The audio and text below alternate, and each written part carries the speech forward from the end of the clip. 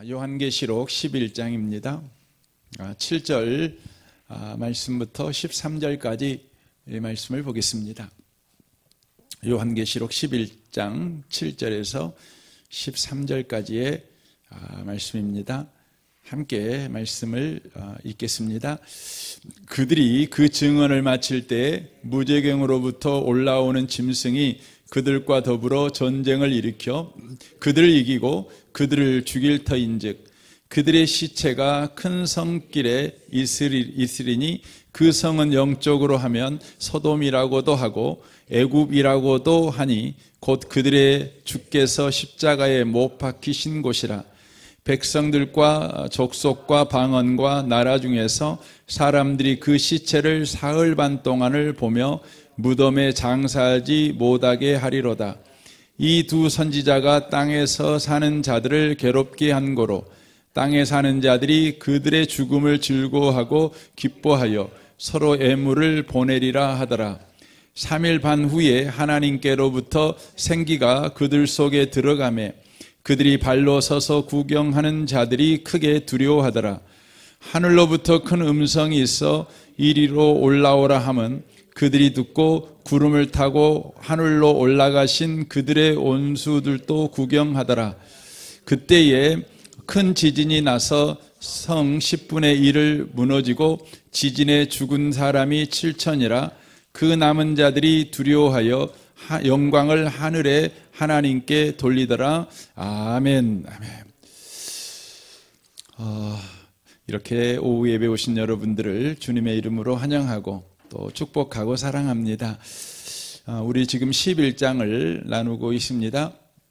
11장의 주소가 지금 6번째까지 나팔이 부러졌습니다. 그리고 이제 7째 나팔이 남아져 있습니다. 그런데 그 중간 삽입 말씀으로 11장 말씀이 지금 1절부터 14절까지 소개되어지고 있습니다. 그러니까 지금 11장 말씀은 지금 7 나팔 재앙이 지금 있을 때에 그 7 재앙 나팔의 나팔이 있는 이 땅에서 살고 있는 성도들은 누구인가, 이것을 지금 이야기를 해주고 있는 것입니다. 그러니까 첫째, 둘째, 셋째, 이렇게 넷째, 다섯째, 여섯째, 7째 이렇게 나팔 재앙이 임하게 될 것인데, 그 나팔 재앙이 임할 때에 그 나팔 재앙이 임하는 이 땅에 살고 있는 그리스도인들은 어떤 사람인가, 어떤 삶을 살아가고 있는 사람인가, 이것을 바로 이야기를 해주고 있다고 하는 것이죠. 그러니까 재앙을 통해서 불신자들은 괴로움을 당하지요, 고통을 당하지요, 삶이 파괴되어지고 두려움 가운데 빠지게 되겠죠. 그러나 7 나팔 재앙이 있는 이 땅에서 살고 있는 그리스도인 된 저와 여러분은 7 재앙 나팔이 주는 저주나 심판을 당하는 것이 아니라 바로 예수께서 우리에게 허락한 인생을 바로 살아간다는 것을 지금 이야기를 바로 해주고 있다고 하는 것이죠.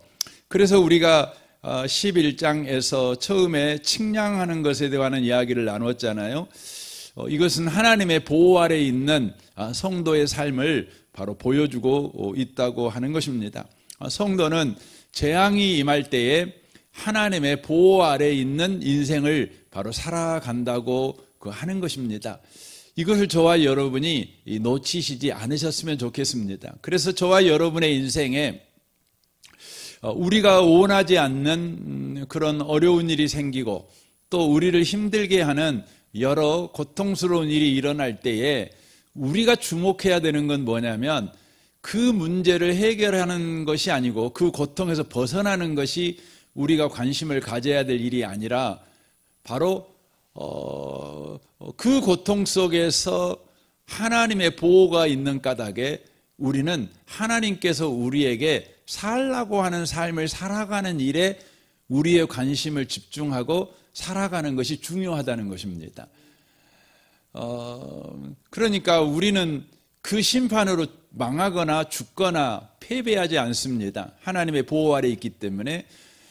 다만 그것이 올 때 우리는 그리스도인으로 여전하게 살아가는 삶을 우리가 살아가야 된다고 하는 것이죠.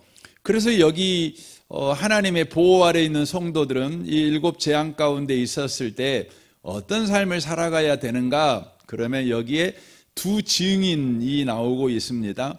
그러니까 증인의 삶을 바로 살아가라고 바로 요구하고 있다고 하는 것이죠. 사도행전 1장 말씀과 똑같은 말씀입니다.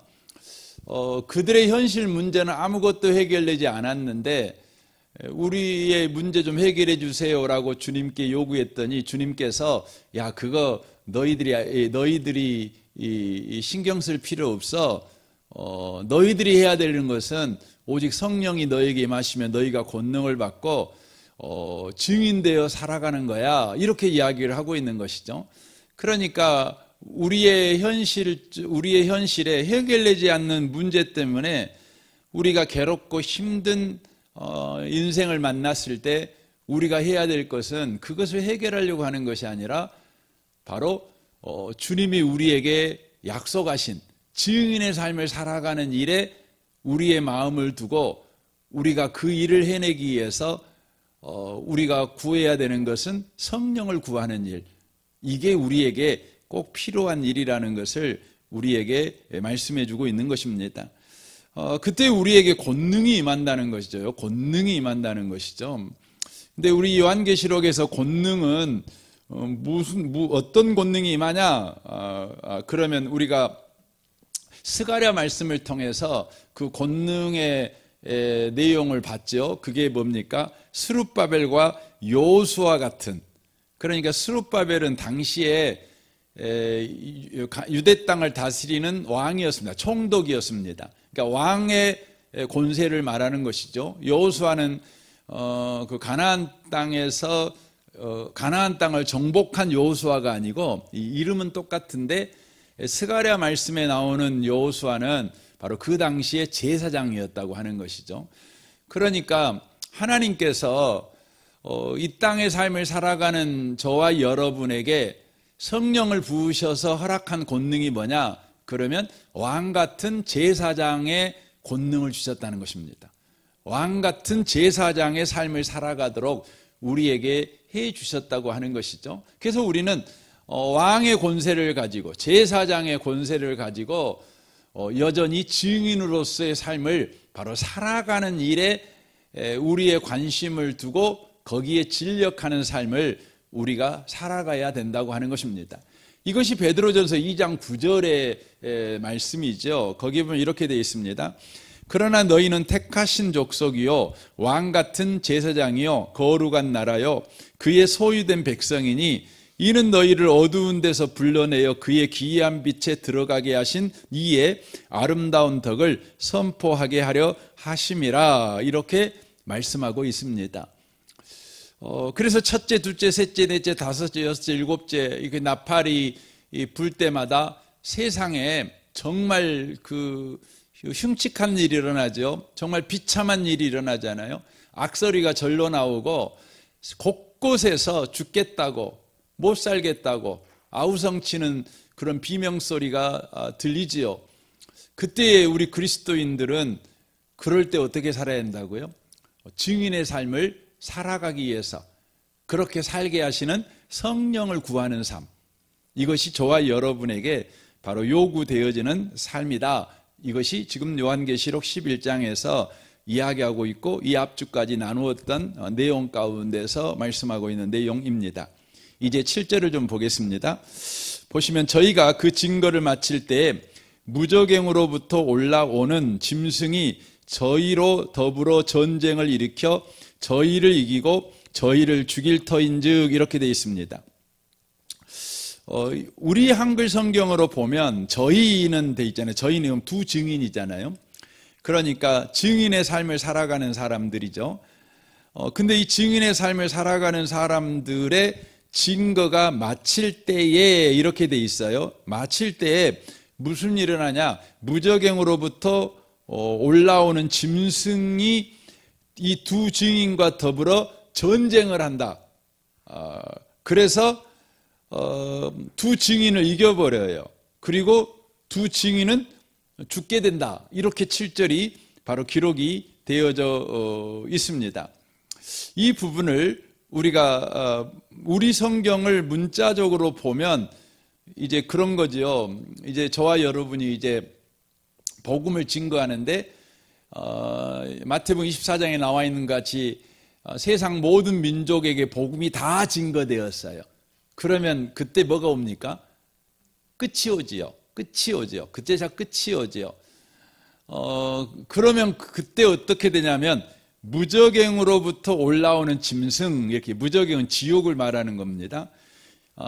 무저갱은 이제 히브리 사람들의 입장에서는 무덤을 이야기합니다. 죽은 자가 거하는 곳이지만 뭐 이제 우리가 신약적으로 말하면 그냥 지옥 이렇게 생각하시면 더 쉬울 것 같습니다. 그러니까 지옥으로부터 올라오는 짐승이 있다. 그래서 이제 세상 모든 민족에게 복음이 증거되어지고 예수님이 오실 날이 되면 이때에 바로 마귀가 짐승이 바로 예수 믿는 사람들을 죽이는 대환란이 일어난다. 이렇게 우리가 문자적으로 보면 그렇게 해석이 되는 겁니다. 이것을 이제 세대주의자들은 아마겟돈 전쟁이다. 이렇게 이제 이야기를 하는 거죠. 그러니까 복음이 다 증거되고 예수님 오실 날만 남은 거예요. 오실 날만 남았을 때에 오시기 직전에 바로 큰 환란이 일어난다. 이걸 이제 7년 대환란 이렇게 이야기를 하고 그 7년 대환란이 바로 아마겟돈 이 전쟁이 일어난다. 이렇게 바로 이야기를 이제 하는 것이죠.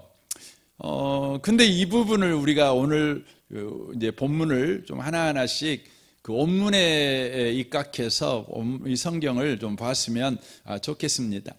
여기에 보면 무저갱으로부터 올라오는 짐승이 있습니다. 여기서 올라온다는 이 단어는요, 그 헬라어로 명사형 분사형입니다. 그러니까 명사형 분사라는 의미는 시제를 가리키는 말이 아니에요. 시제라는 말은 과거, 현재, 미래 이걸 가리키는 단어가 아닙니다. 이것은 신분이나 성격을 나타내는 단어입니다. 그래서 무저갱으로부터 올라오는 그 미래형으로 돼 있잖아요. 우리 글로는요. 그러니까 미래에 무저갱으로부터 어떤 짐승이 올라온다. 그래서 미래에 일어날 일이다. 이렇게 우리가 우리 성경으로 보면 해석이 되지만 원문으로 보면 이것은 이렇게 해석이 되는 거죠. 그러니까 무저갱으로부터 올라오는 짐승이라는 말은 바로 무저갱의 성격을 가진 바로 짐승이라는 의미입니다. 그러니까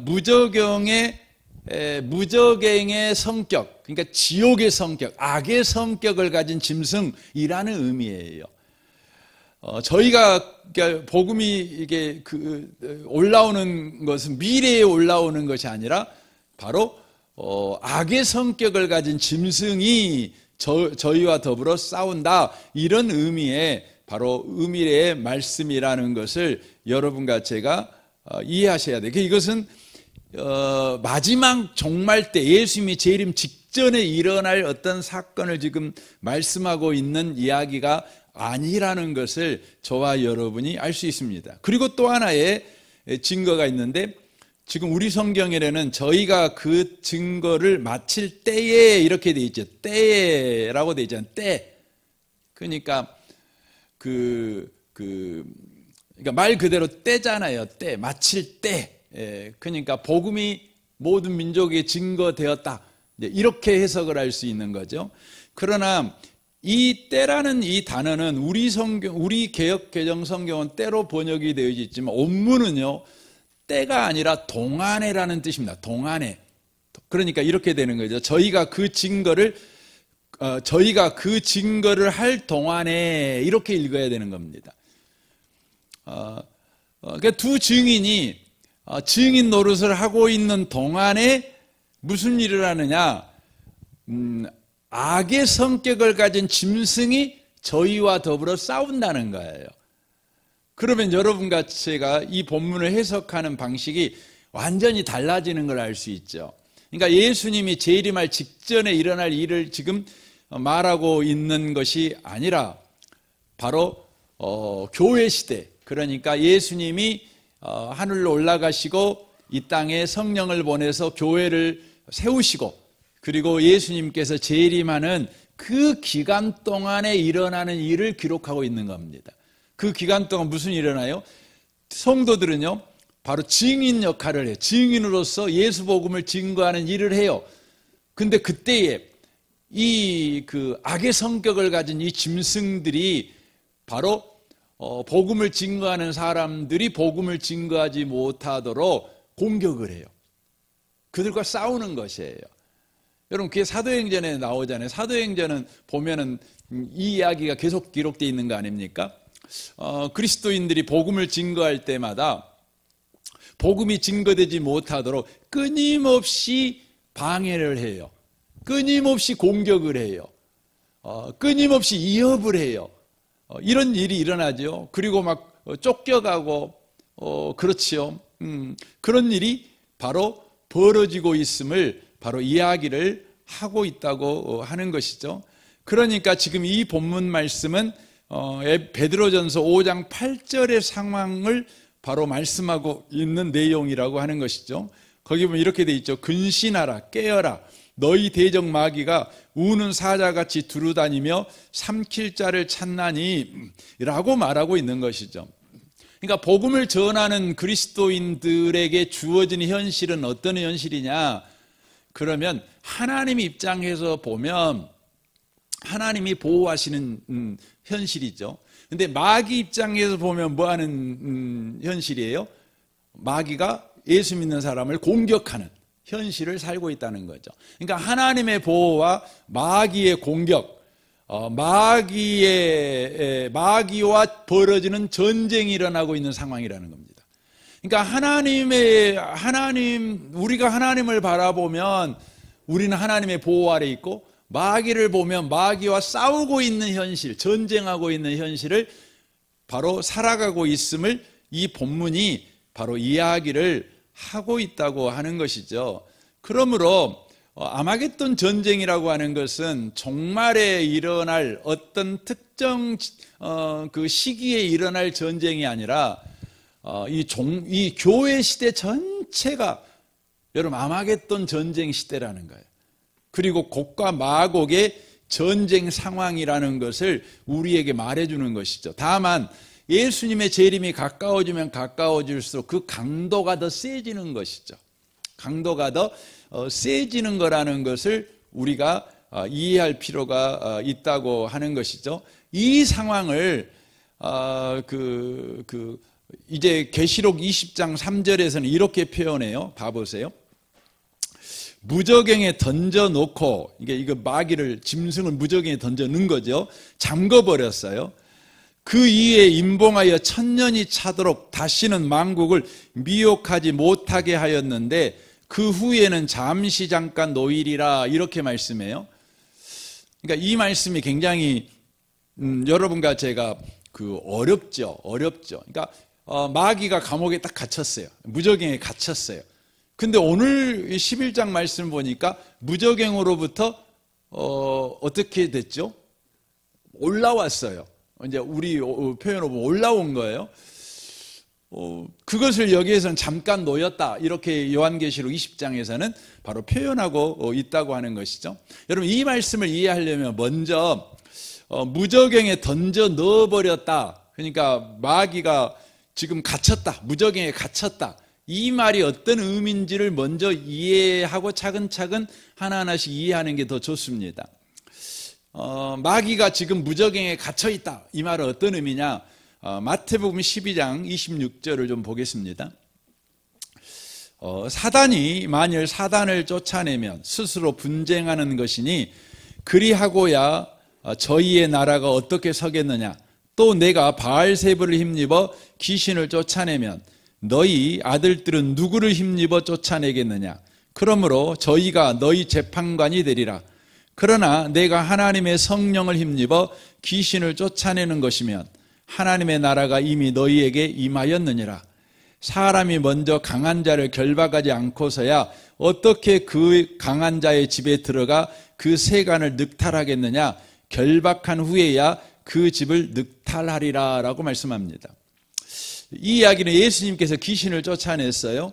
그랬더니 바리새인들이 예수님이 귀신의 도움을 받아갖고 귀신 쫓아냈다 이렇게 우기는 것입니다. 그때 예수님께서 어떻게 귀신을 힘입어갖고 귀신을 쫓아낼 수 있겠냐? 말도 안 된다. 귀신을 쫓아내려면 어떻게 하냐면 바로 귀신에게 사로잡혀 있는 그 사람 속에 있는 귀신을 결박해야 그 귀신 들린 사람에게서 귀신이 쫓겨나가는 거 아니겠느냐 이렇게 이야기를 하는 것입니다. 그러니까 여러분 귀신 들린 사람에게서 귀신이 언제 쫓겨나간다고요? 주님께서 그 귀신 들린 사람 안에 있는 귀신을 결박해버린 거예요. 묶어버린 거예요. 가두어버린 거죠. 가두어버리면 어떻게 되죠? 지금까지는 귀신이 풀려다닐 때는 귀신 들린 사람 안에 말 그대로 귀신 들게 만들어가지고 귀신의 뜻대로 마음대로 그 사람을 조종했어요. 막 굴 속에도 뛰어들게 만들고 그냥 미친 짓도 하게 만들고 그랬다고요. 근데 그 사람이 귀신에게서 풀려났어요. 그 말은 뭐죠? 귀신이 바로 그 사람을 손도 못 대게 주님이 해버리셨다는 거예요. 그게 뭐죠? 그게 바로 귀신이 바로 묶였다는 거죠. 이게 사단에게 적용하면 사단도 똑같은 거죠. 사단이 저와 여러분을 건들지 못하게 된 상태가 뭐냐? 그것이 사단이 바로 묶인 상태라는 거예요. 그래서 요한일서 5장 18절에 이렇게 표현합니다. 하나님께로부터 난 자가 그를 지키심에 악한 자가 그를 만지지도 못하느니라 라고 되어 있습니다. 그러니까 사탄이 결박당했다, 무저갱에 갇혔다, 이 말은 무슨 말이에요? 구원한 하나님의 백성을 마귀가 손도 못 댄 상태, 바로 그 상태가 어떤 상태라고요? 마귀가 무저갱에 갇혀있는 상태, 마귀가 결박된 상태, 이렇게 이야기를 할 수가 있는 것입니다. 그런데 원래 저와 여러분은 마귀 것이었잖아요. 그러니까 마귀의 소유물이었어요. 근데 마귀가 이제는 자기 소유물을 주님께 뺏겨버린 거잖아요. 그래서 자기 소유였는데 주님께 뺏긴 것이 너무 분한 거예요. 그래가지고 어떻게 해요? 지금 손도 못 대게 된 상황임에도 불구하고 너무 분하니까 이제 예수 믿는 사람들을 건드는 거예요. 이것이 계시록 12장 12절에 이렇게 기록이 되어 있습니다. 그러므로 하늘과 그 가운데 거하는 자들은 즐거워하라. 그러나 땅과 바다는 화 있을진저 이는 마귀가 자기 때가 얼마 남지 않은 줄 알므로 크게 분하여 너희에게 내려갔음이라 하더라 라고 말씀합니다. 마귀가 지금 어떤 상태가 되어버리냐면 이판사판이 되어버린 거예요. 그러니까 마귀는요, 하나님이 보호하고 있는 사람을 건들면 됩니까? 안 됩니까? 안 돼요. 왜 안 됩니까? 하나님의 사람을 건드는 것은 하나님의 사람을 건드는 것이 아니라 그를 보호하고 있는 하나님과 싸우는 것이 되는 것이기 때문에 그래요. 여러분, 그러므로 마귀가 제정신을 갖고 있으면 자기는 피조물이고 하나님은 창조주인 까닭에 하나님하고 전쟁을 하면 됩니까? 안 됩니까? 안 되는 거예요. 근데 마귀가 지금 하나님이 보호하고 있는 하나님의 사람들을 공격하는 거예요. 왜요? 너무 분해가지고. 그리고 자기 때가 얼마 남지 않은 거예요. 내가 이래도 지옥 가고 저래도 지옥 가고 내가 이래도 망하고 저래도 망할 바에야 이판사판이다. 내가 가만히 있다가 망하지 않을 거야. 나는 싸움하다가 망할 거야. 이렇게 된 것이에요. 그래서 마귀의 최종 패배는 정하여졌지만 발악해서 활동을 하는 것이죠. 활동을 하는 것이죠. 자기 때가 얼마 남지 않았다는 것이죠. 그래서 더욱 격렬하게 집요하게 성도를 시험하고 바로 공격하는 바로 상태를 보여주는 것이 뭐냐면 오늘 본문 우리가 읽고 있는 바로 11장 7절의 바로 말씀이라고 하는 것이죠. 그러면 마귀를 여기서는 마귀라고 안 하고 짐승이라는 표현을 썼어요.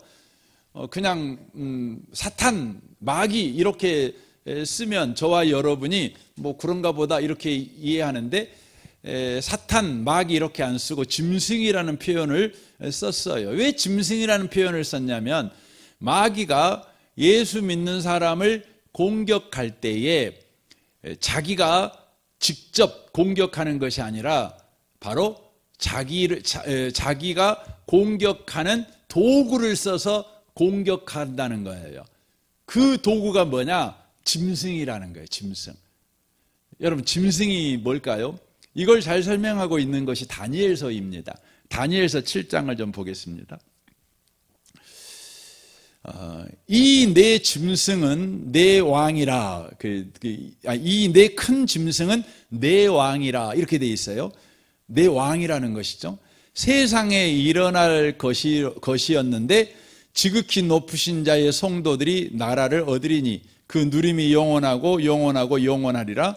이에 내가 넷째 짐승의 진상을 알고자 하였으니 곧 그들은 모든 짐승과 달라서 심히 무섭고 그 이는 철이요 그 발톱은 노비며 먹고 부스러뜨리고 나머지는 발로 밟았으며 또 그것의 머리에는 10뿔이 있고 그 외에 다른 뿔이 나오매 3뿔이 그 앞에 빠졌으며 그 뿔에는 눈도 있고 큰 말하는 입도 있고 그 모양이 동료보다 강하여 보인 것이라. 내가 본즉 이 뿔이 성도들로 더불어 싸워 이기었더니 옛적부터 항상 계신 자가 와서 지극히 높은 자의 성도를 위하여 신원하였고 때가 이름에 성도가 나라를 얻었더라. 모신 자가 이처럼 이르되 넷째 짐승은 곧 땅의 넷째 나라라. 넷째 짐승은 곧 땅의 넷째 나라라. 이는 모든 나라보다 달라서 천하를 삼키고 밟아 부스러뜨릴 것이며 이 10뿔은 이 나라에서 일어날 10왕이요 그 후에 또 하나가 일어나리니 그는 먼저 있던 자들과 다르고 또 새 왕을 복종시킬 것이며 그가 장차 말로 지극히 높은 자를 대적하며 또 지극히 높은 자의 성도를 괴롭게 할 것이며 그가 또 때와 법을 변개코자 할 것이며 성도는 그의 손에 붙임받아 한 때와 두 때와 반 때를 지내리라. 그러나 심판이 시작된 즉 그는 권세를 빼앗기고 끝까지 멸망할 것이요 라고 되어 있습니다. 여기 보면 한 때, 두 때, 반 때 이게 뭐라고 말씀드려요? 이 앞점은 1280일 42개월 이걸 말씀드렸죠. 3년 6개월 이렇게 말씀을 드렸잖아요. 그게 뭘 상징한다고요? 교회 시대를 상징한다고요. 예수님의 승천으로 인하여 시작된 교회 그리고 예수님의 재림까지 시작되는 시대를 말하는 것이죠. 그 시대마다 뭐가 일어나냐면 교회를 박해하는 자들이 일어나는 짐승이 일어나는데 그 짐승의 배후에는 바로 마귀가 있죠. 그런데 그 짐승이 뭐냐? 그러면 나라들이라고 이야기를 합니다. 나라. 그리고 왕들이라고 이야기를 합니다. 그래서 역사적으로 보면 그 구약 성경의 입장에서 보면 하나님의 택한 백성인 이스라엘을 공격했던 아스리아, 애굽, 바벨론, 페르시아, 또 헬라, 로마 이런 바로 나라들을 이야기하고 있는 것을 보게 되어집니다. 그러니까 예수님이 재림하는 그날까지 교회를 끊임없이 박해하고 교회를 공격하는 사단의 도구가 뭐냐? 그러면 여러분 나라라는 걸 알 수가 있어요. 나라. 그리고 또 뭐랍니까? 법을 변개케 하다. 법이라는 걸 알 수가 있어요. 그러니까 나라는 법을 가지고 다스리지 않아요. 그러니까 법을 바꿔 가지고 예수 믿는 사람들을 공격합니다. 왜냐하면 마귀가 자기 때가 얼마 남지 않았다고 생각하는 까닭에 너무나 분이 나서요. 제정신이 아니에요. 하나님이 보호하고 있는 바로 교회를 바로 공격한다고 하는 것이죠. 그래서 여러분과 제가 당연히 이정자를 위해서 기도해야 됩니다. 나라를 위해 기도해야 됩니다. 그럼에도 불구하고 우리의 기도는 언제나 어떤 나라가 세워지든 어떤 위정자가 세워지든 우리가 하나님의 보호 아래 있는 하나님의 백성이라는 것을 알고 믿음으로 살아가는 성도가 되기를 위해서 기도하는 것이 아주 중요합니다. 우리는 기독교의 우호적인 정권이 들어서기를 늘 구하지요. 또 성경의 말씀에 입에되지 않는 법을 또 여러 가지 정책을 펴는 자가 대통령이 되기를 원하는 소원을 가지고 있지요. 그러나 여러분과 제가 아셔야 되는 것은 세상 나라는 기본적으로 여러분 교회를 박해한다는 걸 우리 놓치시면 안 돼요. 교회를 여러분 좋아하지 않아요. 싫어하지 않아요. 여러분과 제가 지금 말씀드리면 국가주의자가 되어라, 국가에 대하여 반대하는 자가 되어라, 이런 말을 하는 것이 아니에요. 우리는 당연히 국가를 위해 기도해야 됩니다. 이정자를 위해 기도해야 돼요. 성경이 기도하라고 요구하고 있기 때문에 그들이 그 하나님을 경외하고 또 성경을 두려워하면서 그들이 정치할 수 있도록 기도해야 됩니다. 참 놀라운 것은 인류 역사에 여러분 그 기독교 국가든 기독교 국가가 아니든 그 모든 나라의 왕들에 대한 그 왕이 가져야 될 덕목의 1등이 있어요. 왕은 반드시 이 덕목을 가져야 돼요. 그래서 모든 신하들이 또 모든 학자들이 왕에게 끊임없이 그걸 요구해요. 그런 자가 되기를 원해요. 그게 뭔지 아세요? 그 1덕목이에요. 로마 황제들에게도 요구되는 1덕목이죠. 그게 뭐냐면 경건입니다. 경건. 여러분 경건은 이제 우리가 성경에서 자주 보는 용어 아닙니까? 여러분 경건이라는 의미가 어떤 의미인지 아세요? 경건이라는 의미는요, 하나님 앞에서 내가 어떤 존재인지를 알고 사는 거예요. 이게 경건입니다. 여러분 경애는 뭐예요? 경애는 뭐냐면 하나님이 누구이신 줄 알고 그에 합당한 태도를 취하는 게 여러분 경애예요. 근데 경건은 뭐냐면 하나님 앞에 내가 어떤 존재인 줄 알고 그에 맞는 내 태도를 취하는 거예요. 예. 이게 경건이에요. 경건. 그러니까 우리는 모든 세상의 왕이나 대통령들이 자기 자신이 하나님 앞에서 어떤 존재인지 알고 살아야 돼요. 여러분 인간은 하나님 앞에서 어떤 존재죠? 가장 크게 보면 피조물이죠. 피조물. 또 뭡니까? 인간은 먼지예요. 먼지. 아무것도 아니에요. 예. 하나님이 세웠으니까 왕이 된 거고 하나님이 내리치면 언제든지 주저앉는 게 여러분 왕이에요. 그러니까 자기 자신이 그 먼지에 불과하다. 하루살이에 불과하다. 이걸 알고 그 왕 노릇을 해야죠. 그러니까 우리는 대통령을 위해 기도할 때 그 기도가 필요해요. 여러분 그냥 요즘 이제 대통령 선거 얼마 안 났으니까 여러분이 뭐 좋아하는 사람 뽑으십시오. 그런데 여러분이 당연히 기도해야 될 것이 있어요. 그건 그 어떤 사람이 뽑혀지든지 간에 그가 바로 하나님 앞에서 자기가 누구인 줄 알고 그 대통령 노릇을 할 수 있도록 우리는 그냥 기도해야 돼요. 기도해야 돼요. 그리고 또 한 가지가 있죠. 성도들을 우리 자신을 위해 기도해야 돼요. 어떤 왕이 어떤 대통령이 세워지든 간에 바로 하나님의 보호 아래서 우리는 살아가는 존재라는 거예요. 예. 그러니까 우리는 이걸 놓치시면 안 돼요. 그래서 기독교가 정권을 잡아야 된다. 여러분 그렇게 말하시면 안 돼요.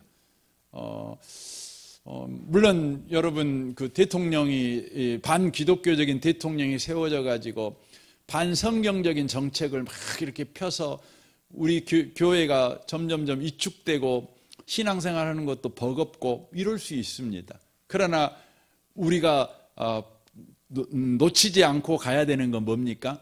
하나님의 보호 아래 있다는 겁니다. 그리고 마귀가 자기 때가 얼마 남지 않아서 최후의 발악으로 우리를 공격하는 그 도구로 쓰고 있는 나라, 이 세상 나라는요 마침내 망합니다. 하나님의 나라만 영원합니다. 새하늘과 새 땅이 바로 올 것입니다.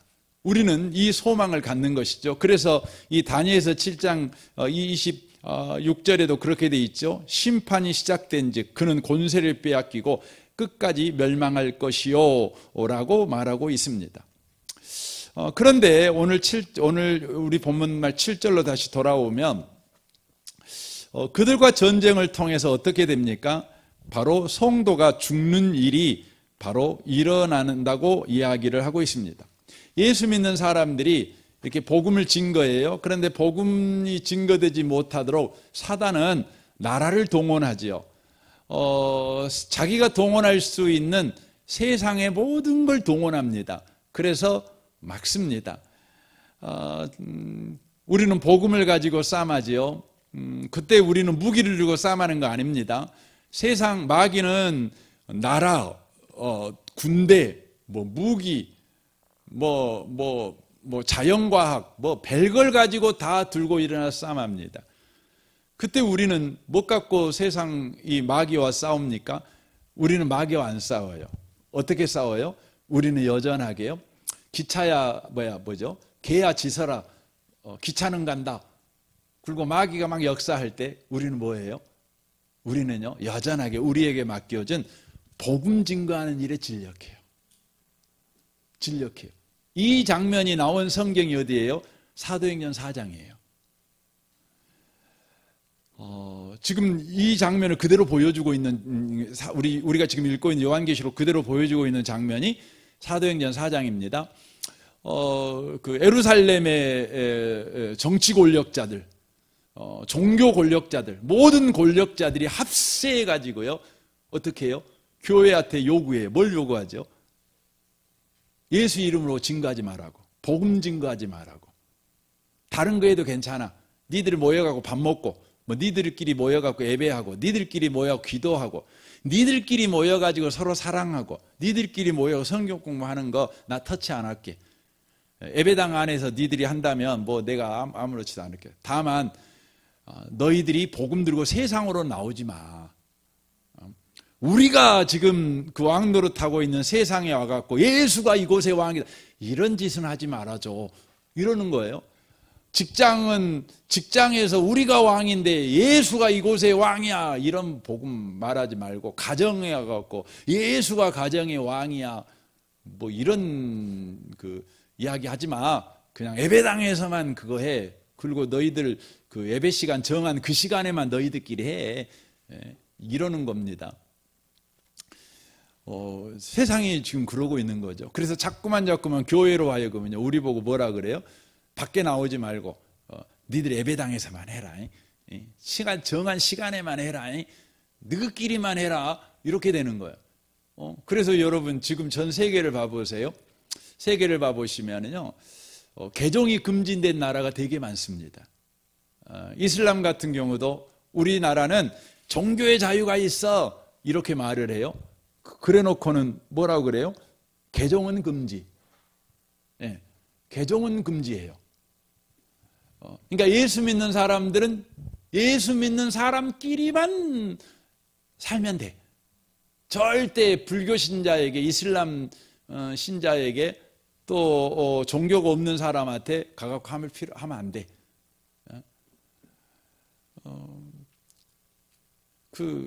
인도, 영국 같은 경우도 요즘 그렇게 바뀌었어요. 영국은 국교가 기독교입니다. 국교입니다, 국교.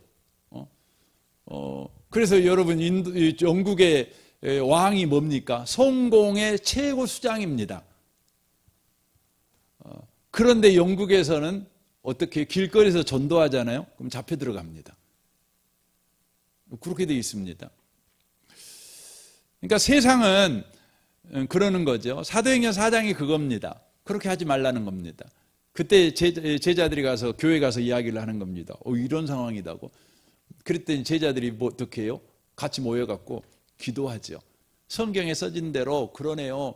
그 마귀가 자기 때가 얼마 남지 않았다고 지금 예수와 그의 몸된 교회를 지금 박해하네요. 주님, 이때에 우리가 할 일을 하게 해주십시오. 그게 뭐죠? 예수의 이름으로 우리가 증거할 때에 역사가 나타나게 해주십시오. 엎드려 기도하는 겁니다. 그래가지고 그 사람은 누구나 다 핍박 있으면 겁나잖아요. 겁나죠. 여러분, 예수 전하면 너 죽어? 그러면 여러분 겁납니다. 그래서 우리한테는 뭐가 필요해요? 성령 충만이 필요한 겁니다. 겁을 상실하고 전도하는 사람이 되는 은혜가 필요하다. 이래서 성령이 필요하다. 이 말이 아니고 그런 두려움에서도 하나님께서 우리에게 더 큰 은혜 주셔서 두려움에서도 우리는 나가는 거죠.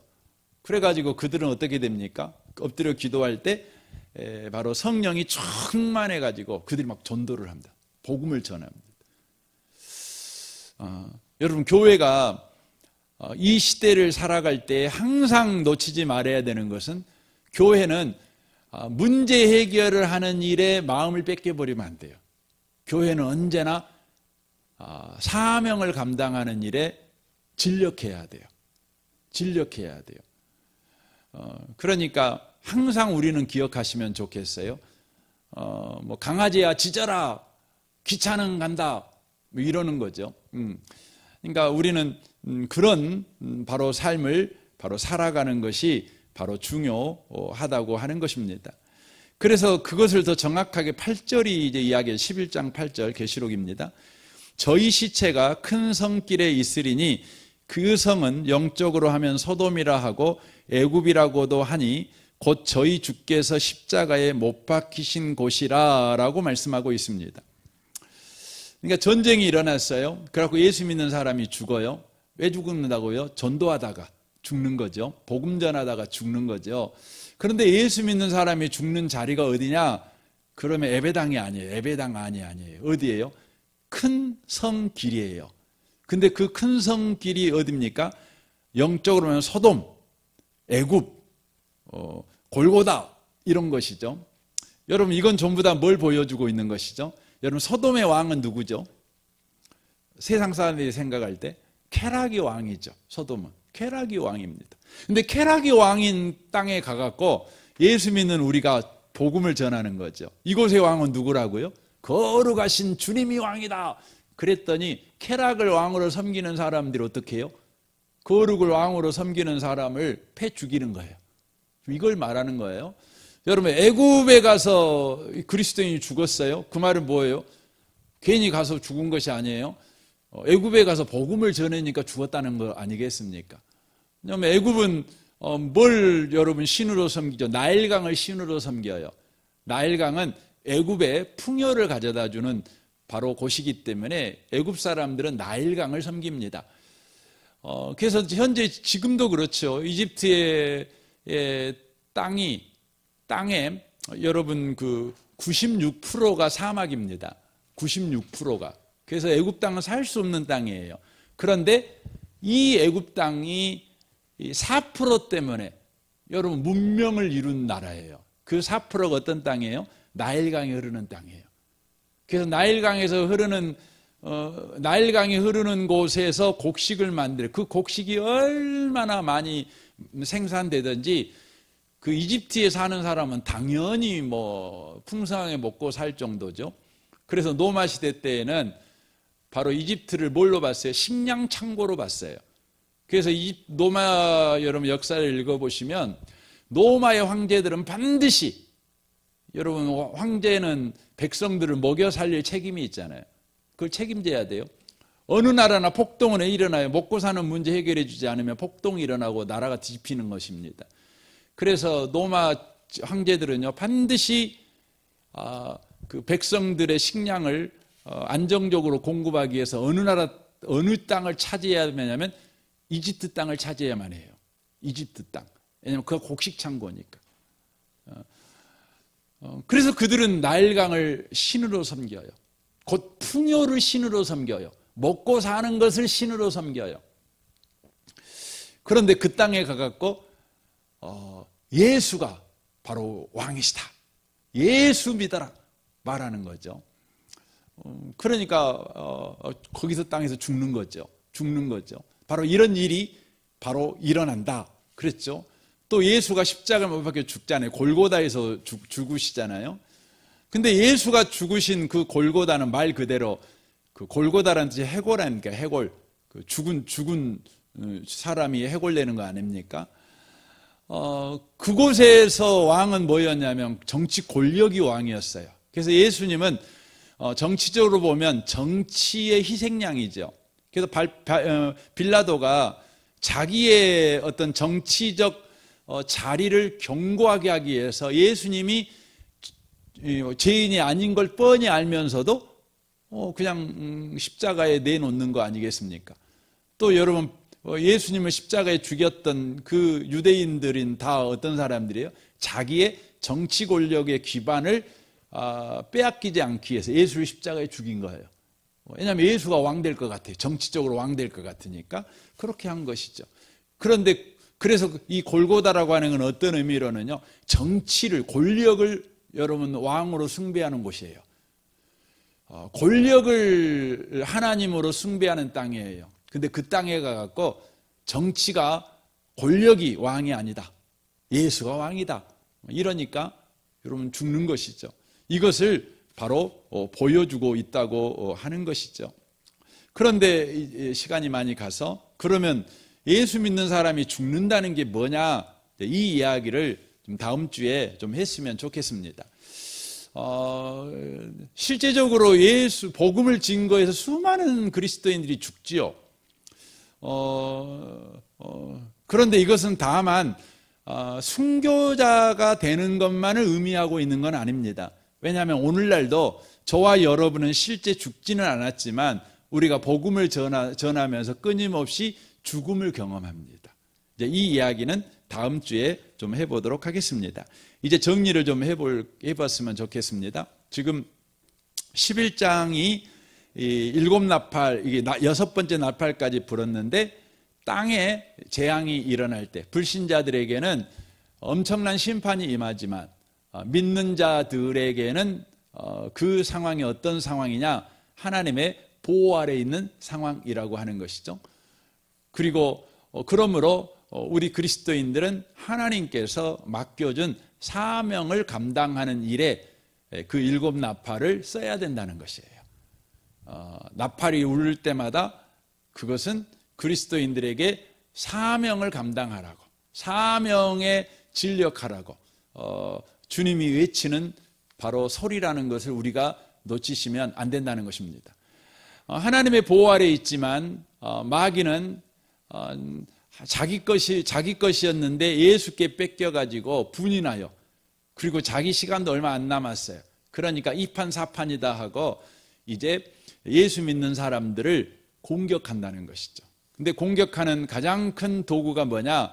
성경에서 짐승이라고 표현되어 있는 바로 나라라는 것입니다. 나라, 국가, 정치 권력, 이런 것들을 가지고 예수 믿는 사람들을 박해한다고 하는 것이죠. 그럼에도 불구하고 예수 믿는 사람들은 박해 가운데서도 진력해야 되는 것은 박해를 피하는 것이 아니고 박해를 하는 자들을 우리가 무찔러 이기는 것이 아니라 바로 주님이 우리에게 맡겨준 바로 복음 증거의 사명을 바로 끝까지 진력하는 거라는 것입니다. 이것이 지금 요한계시록 11장에서 말씀하고 있는 내용입니다. 이 말씀이 여러분의 삶에 실제 적용되어지고 또 그렇게 살아가는 은혜가 있으시기를 주님의 이름으로 축원합니다. 아멘. 우리 같이 기도하겠습니다.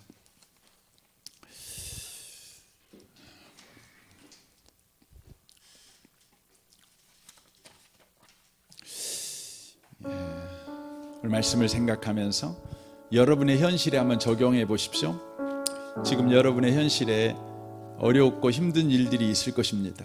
그러나 여러분과 제가 놓치시면 안 됩니다. 우리는 하나님의 보호 아래 있습니다. 보호 아래 있습니다. 그러므로 우리는 우리에게 맡겨진 사명에 진력해야 됩니다. 주님, 문제를 해결하는 일에, 또 문제와 맞서 싸우는 일에 우리의 시간을 허비하지 않게 하시고, 주께서 우리에게 맡겨준 복음 전도의 사명을, 증인의 삶을 살아가는 일에 진력하는 우리가 되게 해 주옵소서.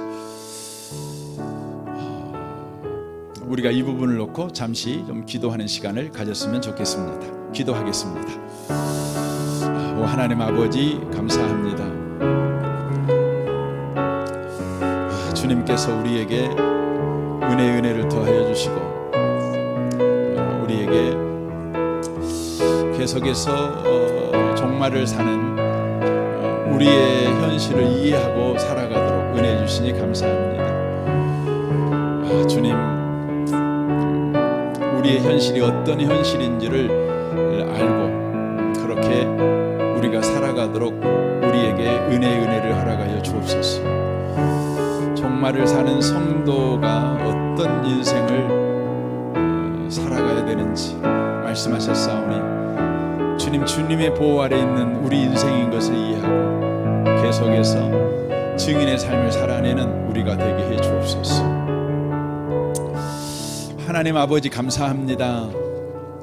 종말을 사는 우리를 이렇게 이해하도록 요한계시록을 허락하셔서 감사합니다. 말씀을 계속해서 우리가 살펴보므로 우리가 어떤 현실을 살고 있는가를 바르게 이해하고, 또 우리가 그러므로 어떻게 살아야 될 것인지를 우리가 알았사오니, 또 그렇게 살아내는 우리가 되도록 주님, 우리를 응원해 주시고 축복하여 주옵소서. 우리는 하나님의 보호 아래 있습니다. 그럼에도 불구하고 마귀가 자기 때가 얼마 남지 않았다는 것이 분하여 우리에게 공격을 하고 있습니다. 실제적으로 우리의 현실에 직접적으로 관련되는 나라를 동원하고 또 권력을 동원해서 우리를 공격합니다. 그러나 우리는 하나님의 보호 아래 있으니 그들이 끝내 망하게 될 것입니다. 우리는 이기는 인생을 살 수밖에 없습니다. 그러므로 우리가 그런 상황에 놓여 있었을 때에 우리의 관심이 늘 하나님이 우리에게 맡기신 사명에 늘 관심을 가지고 사명을 감당하는 일에 진력해가는 우리가 되도록 주여 우리를 축복하여 주옵소서. 증인의 삶을 살아내는 우리가 되도록 주님, 우리에게 성령 충만 허락하여 주옵소서. 주님을 찬양합니다. 예수님의 이름으로 기도합니다. 아멘.